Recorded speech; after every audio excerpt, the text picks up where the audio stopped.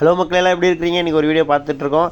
அது என்னென்னா, முன்னாடி நீங்கள் பார்த்துருப்பீங்க, ஒரு சட்டி சோறு 5 பேர் தின்னு பார் அப்படிங்கிற வீடியோ. அதே தாங்க, அதோடைய எப்படி செஞ்சுருக்கோம் அப்படிங்கிறது தான் இந்த பார்ட் 2 வீடியோ. இங்கே பாருங்கள், நாங்கள் சாப்பிட்டுட்டோம். இப்போ அது எப்படி ரெடியாக பண்ணிகிட்ருக்கோன்னா, நான் வந்து ஃபஸ்ட்டு ஸ்டார்டிங்லேருந்தே வீடியோ எடுக்கலைங்க.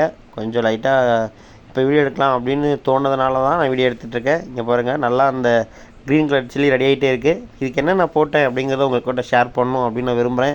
சொல்லட்டுங்களா? எண்ணெய் ஊற்றிட்டேங்க. லைட்டாக வந்து ஒரு 10 கடுகு போட்டிருக்கேன். அதோட பார்த்திங்கன்னா, ஒரு பெரிய சைஸு வெங்காயம், ஒரே ஒரு குட்டி பழத்தில் அதில் வந்து 4 பீஸ் மட்டும்தான் தக்காளி போட்டிருக்கேங்க.